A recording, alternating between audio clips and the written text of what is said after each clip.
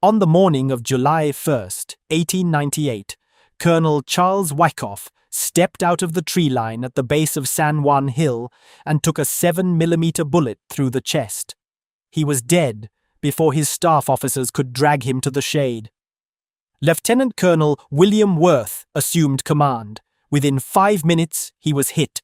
Lieutenant Colonel Emerson Liscombe took over. Within 5 more minutes, he was down. 3 commanding officers in 10 minutes. The rifle doing the killing was a Spanish Mauser model 1893. The men dying were carrying Krag Jorgensens. By nightfall, the rifles pulled from Spanish dead were on their way to a government armory in Massachusetts. Nobody at Springfield Armory called it copying. They called it a study. The rifle that came out of that study was the United States rifle, caliber .30, model 1903, the Springfield.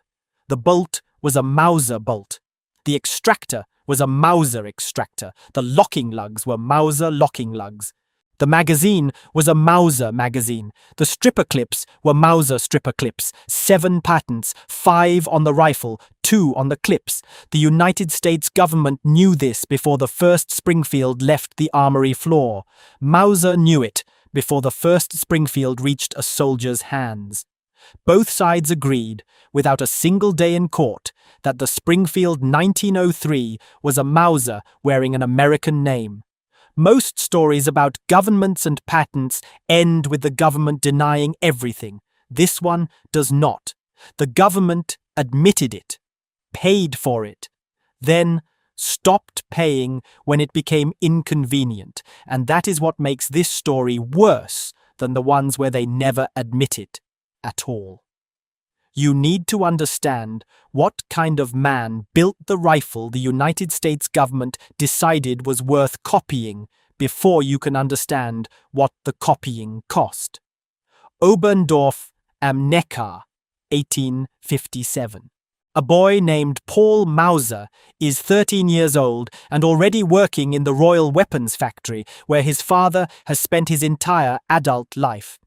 The factory is government-owned. The work is piece rate. You are paid for what your hands produce and nothing else. Paul's father, Franz Andreas Mauser, is a gunsmith. He has 11 surviving children. There is no inheritance. There is no family trade to pass down intact. There is a bench in a stone building on the bank of the Neckar where a man shapes metal until his hands cannot do it anymore, and then his sons take the bench. Paul does not take the bench. Paul watches what comes off the bench and decides it is not good enough. He is 13. He has had no formal education in engineering. He will never receive one. What he has is the ability to hold a bolt in his hands and feel where the metal is fighting itself, where the cam surfaces drag instead of glide, where the extractor loses its grip on the cartridge rim a fraction of a second before it should. Other boys in the factory feel the cold and the noise and the stone floor under their shoes. Paul feels the tolerances. His older brother Wilhelm has the same hands but a different mind. Wilhelm understands contracts and negotiations and what it costs to rent a building in a town where the government owns the only factory. Paul understands actions and feed geometry and what happens to a locking lug when a cartridge fires at pressures the designer did not plan for. Between the two of them, they will build the most influential repeating rifle mechanism in human history. But at 13, Paul is a boy in a factory town on the Neckar River, earning piece-rate wages alongside grown men, and the only advantage he has over every other boy in that factory is that he cannot stop thinking about how the bolt could be made to do more. He would spend the next 57 years answering that question, and every army on earth would eventually carry his answer.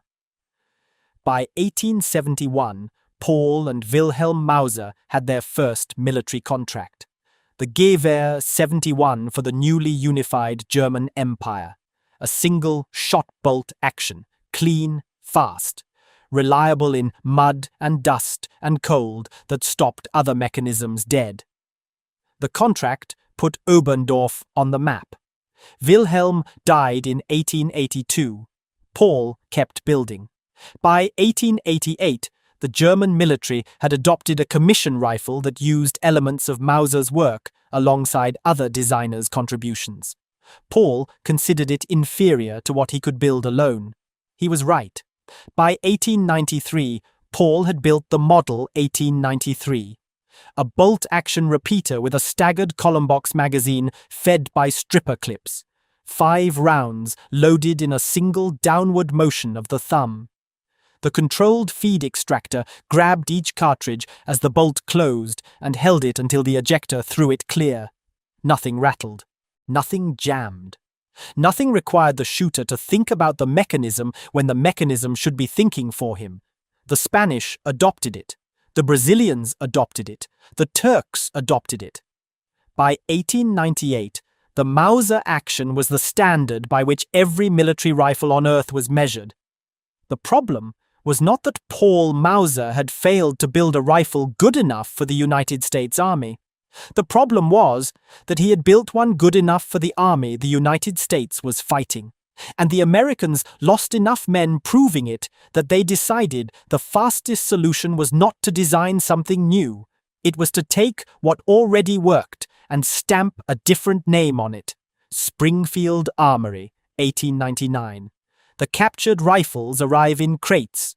They are disassembled on the same benches where the Krag Jorgensen was built. The engineers do not have to be told what they are looking at. The Krag loaded 1 round at a time through a side gate that required the shooter to manipulate a hinged door while under fire. The Mauser loaded 5 rounds in one motion. The Krag's single locking lug was adequate for the 30-40 Krag cartridge, but could not handle higher pressures. The Mauser's dual opposed lugs could handle anything the metallurgy of the era allowed. The Krag's extractor released the cartridge rim during feeding and picked it up again on closing. The Mauser's extractor never let go. It grabbed the rim the moment the bolt began to close and held it through the entire cycle.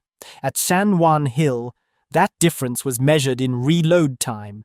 Reload time was measured in American dead. The engineers at Springfield didn't copy the Mauser because they lacked imagination.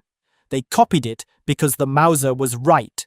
And being right in firearms design is not something you improve on by being original. You improve on it by acknowledging it. That is how a government gets caught. Not by stealing in the dark.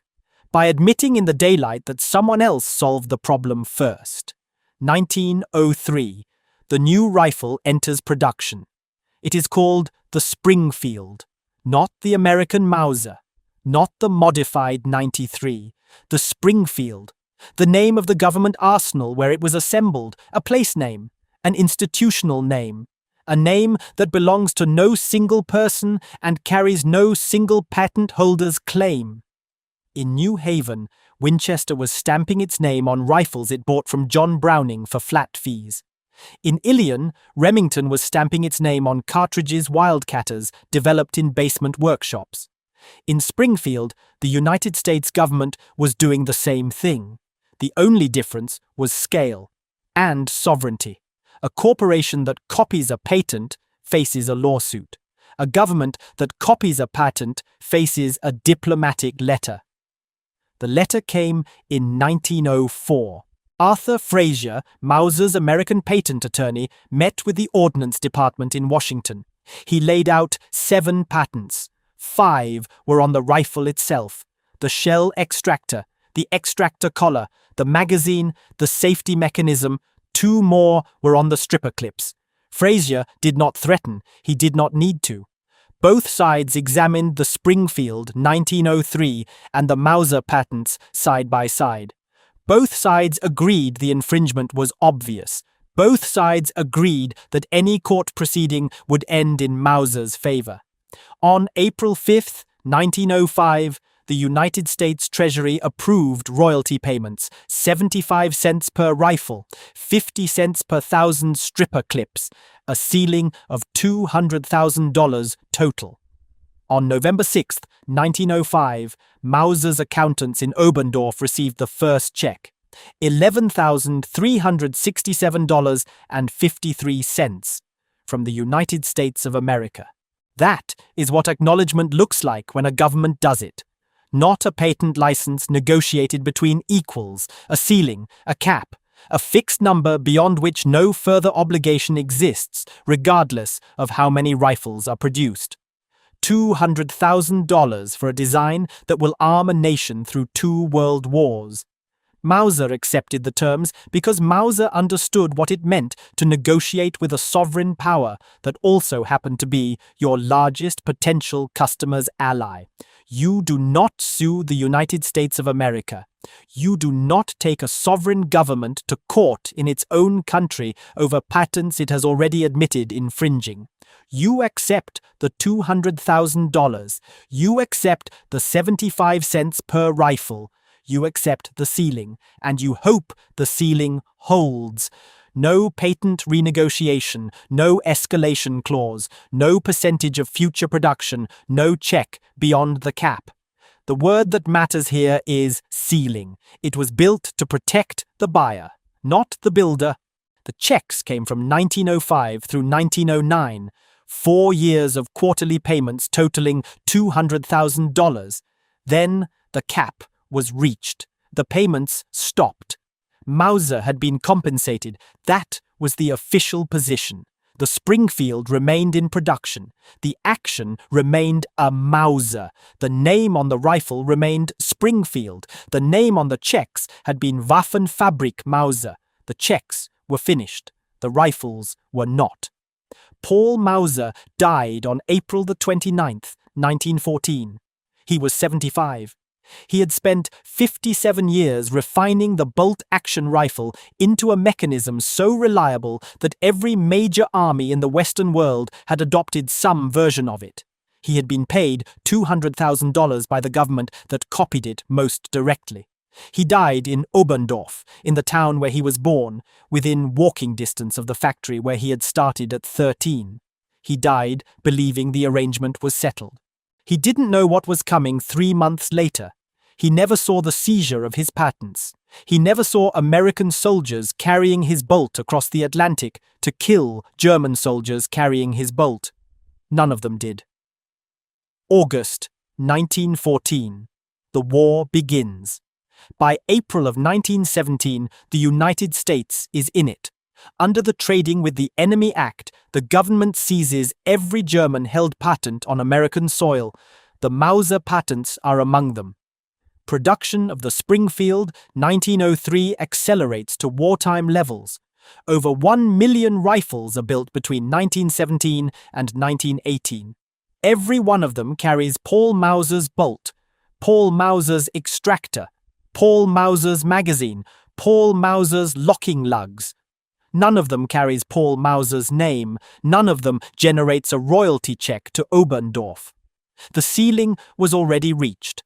The patents are now seized property of the United States government.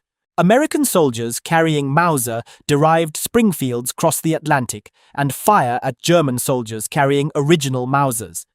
Both sides of the Western Front are pulling the same bolt. Both sides are pressing the same trigger geometry. Both sides are trusting their lives to the same controlled feed extractor designed by a boy from a factory town on the Neckar River who never attended an engineering school. Meanwhile, a man working a rail yard in Altoona or a slaughterhouse in Omaha has a brother over there. The brother writes home about the mud, the gas, the noise. He does not write home about his rifle. He does not mention the bolt or the extractor or the feed geometry. A soldier does not think about the mechanism when the mechanism is doing its job. He thinks about the mechanism when it fails. The Springfield does not fail. The bolt comes back. The empty flies clear. A fresh round feeds. The bolt goes home. The locking lugs engage every time. In cold, that would seize a lesser action. In mud, that would choke a looser extractor. In rain, that would rust a bolt face, not machined to the tolerances Paul Mauser demanded of the men in Oberndorf. The man in Altoona does not know whose design is keeping his brother alive. The brother in France does not know either. He knows the rifle as the Springfield. That is the name on the receiver ring. That is the name the armorer uses when he logs it into the company inventory. That is the only name that matters when you are trying to stay alive in a trench that smells like chlorine and wet wool. Springfield. An American name for a German idea paid for in American blood at the base of a Cuban hill 20 years earlier. After the war, the lawyers came back. A separate German patent holder named Deutsch had filed a claim in 1907 over the Spitzer bullet design used in the .30-06 cartridge. The United States had rejected the claim outright. The lawsuit went to trial in July of 1914. Weeks later, the war started and the suit was suspended. In 1920, a post-war tribunal examined the case. The tribunal found that the United States had violated its treaty with Germany by seizing the patent without compensation. The award was $300,000. The government appealed. The appeals lasted 7 years. On December 31st, 1928, the United States paid $412,520.55. The original award plus 22 years of accumulated interest, 22 years from the adoption of the cartridge to the final check. Paul Mauser had been dead for 14 of them. The United States government paid $612,000 total across both cases. That is the number for the action that armed America through 2 world wars, a police action in Korea, and a sniper program in Vietnam. For the bolt that every American bolt-action hunting rifle made in the 20th century descends from. The Winchester Model 70 is a Mauser. The Remington 700 is a Mauser. The Ruger 77 is a Mauser. Every controlled feed extractor on every bolt-action rifle, in every gun, safe, in every house, in every state in this country, traces a direct mechanical line back to a workshop in Oberndorf, where a boy with no engineering degree decided the bolt could do more. You already know where you stand on this. You have always known. There is a Springfield 1903 in a gun safe in a house outside Boise right now. The man who bought it paid $1,100 at an estate sale 4 years ago. He held the bolt open and looked at the machining and decided right there that this was the rifle he would carry into the Frank Church wilderness the following September. He was going to take it to Montana that fall. Elk. A trip he had been promising himself since his 40s. His daughter's wedding came first. Then the transmission on the truck. Then the year his back went out, and the surgeon told him no packing weight until spring. Spring came and went. The trip is still coming. He tells himself that every October when the air turns cold and the elk are bugling in country he has never walked. The rifle is still there, oiled and wrapped in a cotton sleeve in the back of the safe behind the deer guns. It has never been to Montana. It was built for a war that ended before his grandfather was born. The action is as smooth today as it was the day it left Springfield. It has never let a man down who asked it to do the work it was built for. That rifle was built at a government armory in Massachusetts. That armory built it from a design captured at the base of a hill in Cuba. That design was drawn by a man in a factory town on the Neckar River who started shaping metal at 13. That man was paid for the design, not fully, not fairly, but he was paid. Then the payment stopped. Then the patents were seized. Then the rifles kept coming. Somewhere tonight, 2 men are sitting across from each other at a rifle range in Wyoming or a hunting camp in Colorado. One of them is holding a Winchester Model 70 and telling the other it is the finest bolt action ever made in America. The other is holding a Remington 700 and saying the same thing about his. They will argue about barrels. They will argue about triggers. They will argue about accuracy and bedding and glass and whether the push feed or the controlled feed is the superior design. They will not argue about the bolt, because both bolts came from the same place. Both men paid an American company for the privilege of owning a Mauser action with an American name on it. Paul Mauser got none of that money. His estate got none of that money. Oberndorf got none of that money. The rifle on the shelf says Springfield. The action inside it says something else entirely. Mauser. Oberndorf, 1893. The name is still in the metal, just not where the government put it.